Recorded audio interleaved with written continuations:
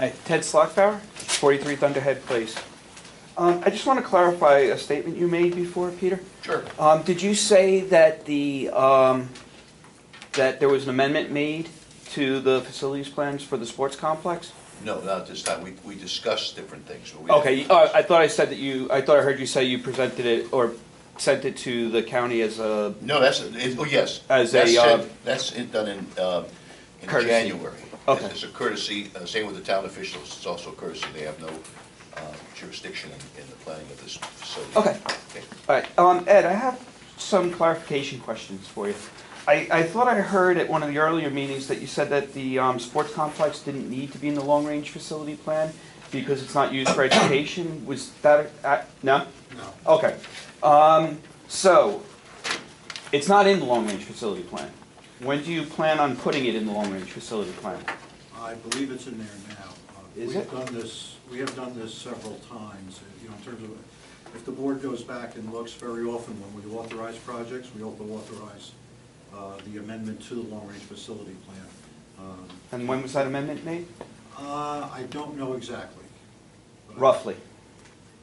Either last week or this week, I would take a guess. Okay, so it's not been approved by the state yet. The state doesn't send you a letter saying that they approved an amendment to the long-range facility plan. Who did you speak with at the state? I didn't speak to anybody. How The does it get architect- submitted the then? architect- The program itself is very unwieldy, as we have said previously, so the architect submits amendments to the state. At this point, again, I don't know if they're doing it on the computer or if they've totally gotten away from that while they're in this rewriting of the program for long-range facility plan. So the architects, were they paid from the capital reserve account, the ones that are working on this project now? They wouldn't be paid out of the capital reserve. They would not, okay. No. All right.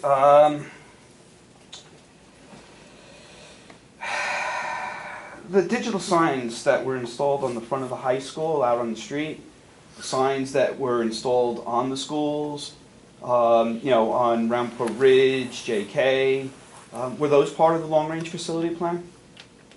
I would guess not. Okay. Because from my discussions with Anthony Brum, no payments can be made out of the capital reserve account unless they're approved by the state in the long-range facility plan. Any payments or withdrawals have to be in the plan, and it has to be approved by the state. I couldn't agree more. So with my discussions with Anthony, he said the process to get it approved is typically several months. Could you explain who Anthony is? Anthony Brum is a New Jersey State Board of Education employee who's responsible for all the school districts in Bergen County. And his last spelling of his last Brum, name? B-R-U-M. And his phone number is 609. Do you even know he's Bergen County? He's down in, Trenton. he's down Trenton. But it's 609-986. 7816, I think. Hold on.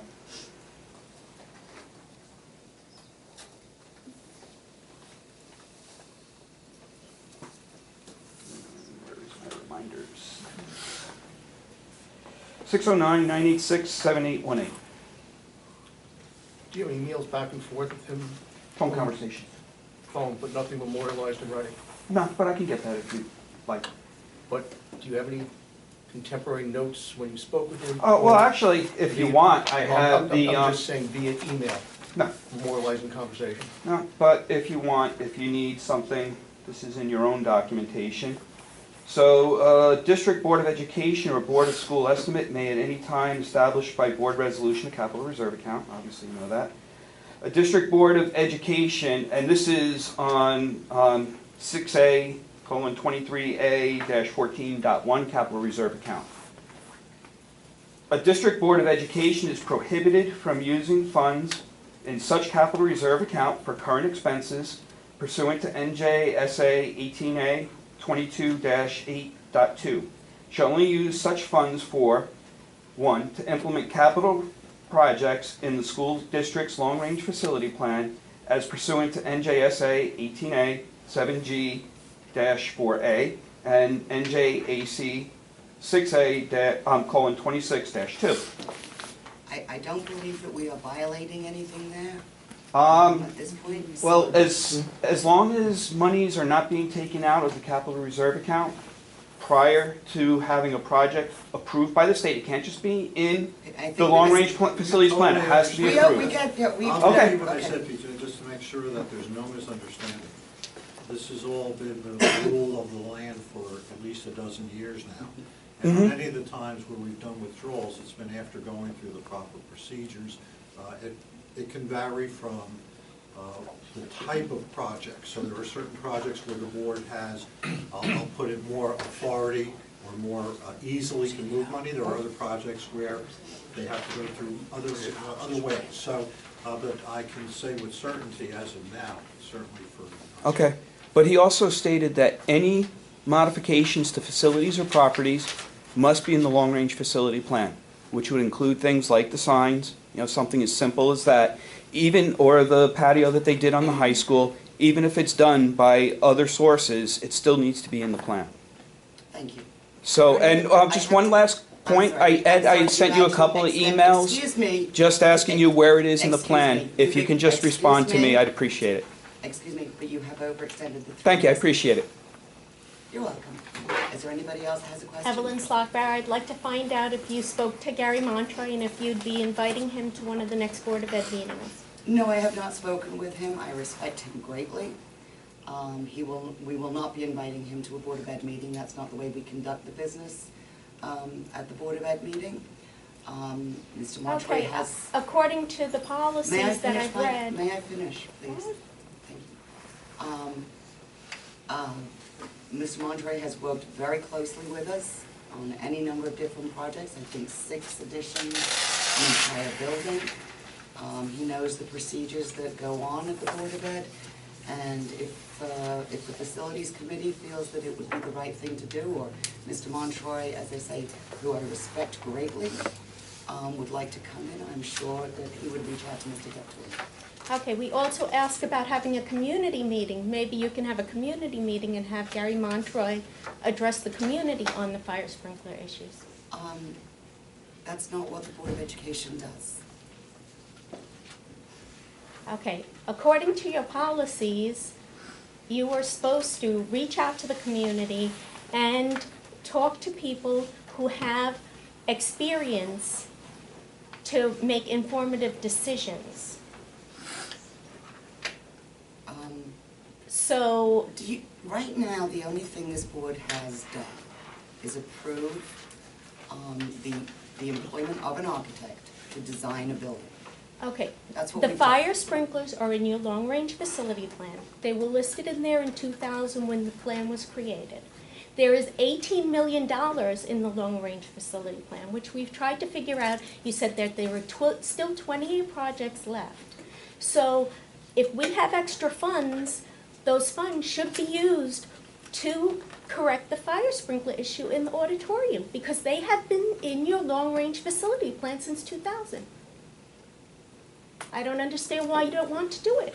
You've already installed fire sprinklers in the 1958 portion of the cafeteria, and you've installed them in the 1958 portions by the gym. I don't understand why the auditorium is not as important as the gym and the cafeteria.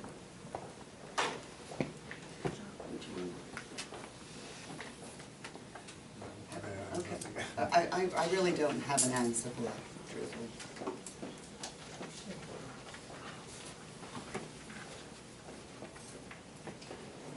I'm Hugo Bueno, 253 Mill Road. So can you confirm, so you're saying that this project does not have to be in the long-range facilities plan and you can go ahead and do it anyway?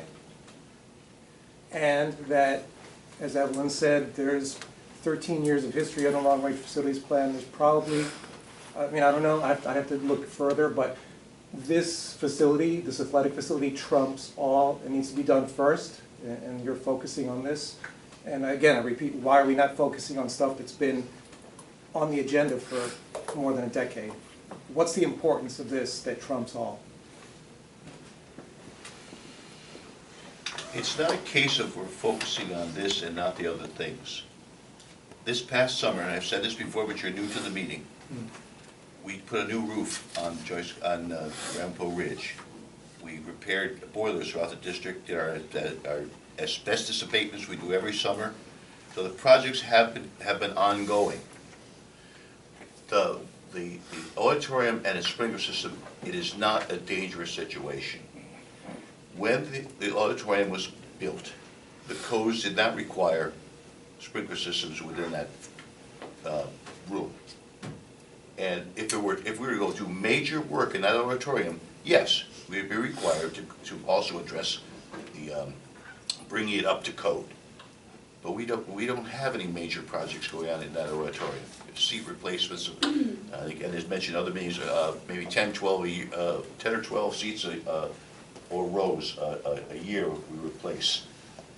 But as far as major work in that auditorium, not to the threshold where we would have to go and change the install a sprinkler system. And this is true for all schools in the district, so That's correct. every single school has very minor issues, and this is the... When we did the construction, we added 40 classrooms in the last decade. When we had the hardest time was with Joyce Kilmer, I believe, where Gary was honest, constantly saying, it has to be done this way, and we had to abide by it. Now, as I said, Joyce Kilmer was built in 1966, I think it opened. And at that time, the requirements weren't as stringent as they are now. The additions came on board, and lo and behold, now you have to do sprinkles. And we sprinkled the building. So that's the case, and people just don't understand this, and we're not putting out an unsafe facility for people. We're just following what the state codes say. If you don't make major renovations to that particular room, you're not in violation of the existing code. Yes. Then why is it in the long-range facility plan? Because that's probably, I don't have it in front of me, I can't see it. Don't give me a gotcha. I'm not saying I got you, I'm just saying, why is it in the plan if it's not an issue? Why is it in the plan? It's not on the highest priorities. So It's the building an it's- athletic facility is a higher priority than the safety of our children? The children are not in danger. According to the codes, they are not in danger. According to the codes, true, but what if there's a fire and children die? Will you explain that to their parents, that they weren't in danger because the code said it wasn't required? What you're saying is, would be liable. No, we would not be liable if there was a fire and God forbid people were hurt. Oh, you're kidding me? I'm not here You're to saying argue. if there's a fire in the school You've got and a people camera. die, the school is not liable? I'm Not just what he saying, said. we're within the code. That is what he said, we're not We're liable. within the code. You're within the code. Look at This is this. the long-range facility plan. Page 7 in your deficiency detail reports states deficiency name, fire sprinkler, system, wet pipe, ordinary hazard, exposed heads. Deficiency category, code compliance, life safety. This is your long-term range facility plan. So how could that not be a lower priority than an athletic complex? That's what we over the years have decided to address in that prioritization. So a sports practice facility is a higher priority than our children's lives? You're making this. You're reaching for that. Yeah, No, I'm not. that's- No, I'm just, You are. I am looking at what is in the plan and what your priorities are. That's a statement that I will not address and respond to. Well, obviously you feel that it's more important. I'm sorry. So, you know, I'm sorry. my name is Regina Toomey Bueno, 253 Miller Road. You know, we could talk about facility plans till the cows come home. My personal concern is, we're talking about a $4 million project, and I have not heard thus far from the board, from what I've heard and, you know, read in minutes and whatnot, but I feel that there's been sufficient diligence done to justify the expenditure of $4 million taxpayer dollars, that's where they came from, on this sports facility. What I heard is we spoke to the athletic director and the sports boosters, which is kind of like talking to mice about cheese. I mean, you know, do you want that? Yeah, of course I want it. So, I mean, my question is, where is the due diligence that went into this decision? Because I'm not really hearing it, and I'm very concerned about this expenditure of dollars. We have not voted to spend the money to build the building. That's why we haven't been out talking about this or presenting, it is with the architect and the engineers to see if it can be built, to see if it's practical to build it, to see what a cost would be, an approximate cost. Then the board will discuss whether or not, if the cost comes in at 2 million, okay, if the cost comes in at 6 million, no, probably not okay. So we're nowhere with the project in terms of spending the money yet. When it comes time for that, we will be going out. It will not go to referendum. It's coming out of the capital reserve, so the 9 members, elected members of the Board of Education can make the decision. But at that point, we will be going and talking to the different groups and presenting and obviously doing presentations at the board meeting. Well, pardon me, but what I think I heard you just say is you will vote on it and then you'll go out and tell people about it. And my concern is... No, that's not what I said. I said we have voted Yeah. to send it to the architect. Right. That's But will what we've there- done. But will there be any public comment period, or will you seek Well, input again, from the... before we vote on it, we will be doing presentations. Mhm. Before we vote on it. Okay, I appreciate Before that. it is on the, I mean, it will be presented. We will still probably be tweaking it. It may be a different price when we're done. So right now, we have not spent the money. But the Well, clarification essentially is what that- you're saying is, no, we haven't decided how much we're going to spend, but we've already decided we're doing it. I think what she's saying, and correct me if I'm wrong, is your question was, where's the due diligence? The Right. answer is, that's what we're doing now. That's the process that we're in now. The due diligence period is what we're in the Yes. middle of. So we don't have those answers for you. Right. Once we're through that due diligence period, and we can answer these questions and do the presentation, that's when that's gonna happen. Right now, we haven't been doing a presentation because we don't have the answers to all your questions. That's what we're figuring out right now. We don't have a presentation to make. Right. We're still in the middle of Right, the but to who's the process. presentation? To the board or to the community? It's sounding to me that the presentation is amongst yourselves. It'll be at a board meeting.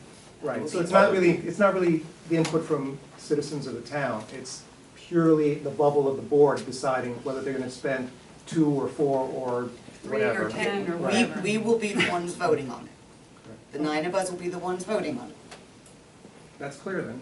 Okay. It really doesn't matter what the What we community say then. thinks. Or think. I don't think that's what we said, but you can take it out of context. Yes? Hi, Anna Maria Maides, Lenape Meadows HSO Board of Ed Rep.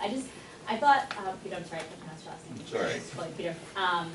I thought I heard you say that in between the time that the project or the plans are submitted to the state and the bid project goes out in June, I thought you said that there was gonna be a time for discussions? There'll be an opportunity for constituent, thank you, groups to input their suggestion. By constituent groups are the people who will be using the facility. That's everybody in the... It's everybody in the Yeah. town. So will that be the time when, I guess, people who are opposed or in favor will really be able to come to the meetings to really, I guess, Oh, voice it's their been going on concerns? now for 6 weeks. Yes. It's just not new. This isn't the first night for this. This has been And going you on can't since tell me that I August. haven't been here, because I actually have. I think this is a night out. No, I understand that, this is an ongoing thing, but it sounds like what you're saying is that you really, this is the, due diligence period, right? Once you have the plans from the architect done, you'll have a better idea of Correct. what money you're looking at spending overall. But What- it sounds like there's gonna be a period though, where people Oh, will be yes. able to, okay. Yeah. So that I wanna make sure that I can go back to the board, to the HSO, which by the way, I recommend that, that'd be one of the things. I'll be there. No, what I was gonna say is I would just recommend that one of the things that, a discussion among other parents, one was from GW, is that one of the things that the Board of Ed could do is, I believe every HSO for every school has a Board of Ed rep. What you could do is really reach out to, or have the HSO reps, really be brought into the fold, just to make sure that they can then go back to their HSOs and really inform people about what's going on. I've taken it upon myself to attend a few of the meetings. I hope to get to all the meetings, just for that purpose, to be there to answer the questions. And I've discovered that they really like us there. They like to see a board member there, and they like the superintendent also. But And she's, we also have monthly meetings with the HSO executive boards and the superintendent, and usually a couple of board members where I'm sure it will be the subject of discussion also. Okay, yes. Hi, Janine Mastrangelo, 20 Flaming Arrow Road. I have a follow-up question on the sprinklers for the high school. Given the fact that within the long-range facility plan, it was identified as a priority 1 item, and it is in the long-range facility plan for how many years now? 10 years? 13. How many more years are going to go by before you actually take care of this priority 1 item? I have no response. I really don't either. What's the point of having a priority 1 item? The state- Priority 1, there is no higher priority. Truthfully, the state Period. makes us do it. Then what's the point of having the plan? The state makes us do it. Makes it, they makes us do it. They don't really look at it. Every district. So clearly, 400 you're more districts. interested in pushing papers around than actually Exactly. accomplishing anything. Exactly. That's the message you're sending to the community. And I hope you're happy with it, because people are going to remember that. There's an election every year. 3 of us are up for election every year. I welcome people to run. Can I get a motion to adjourn? There's Question. question. I first.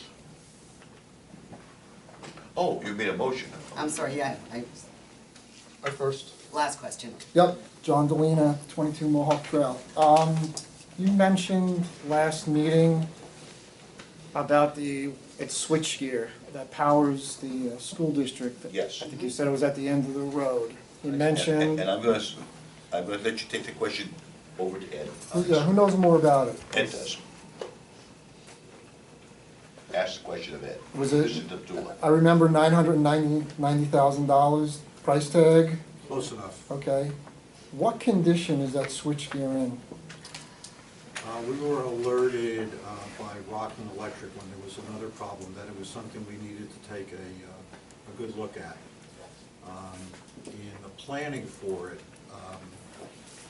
we were starting to try to go on a timetable where we could replace it in the summer of 2014, because obviously we have to do this in the summer. You're talking, the whole school is down, so obviously this can't. I'm and well aware obviously of that. There has to be ample time for things to go wrong, because they always do.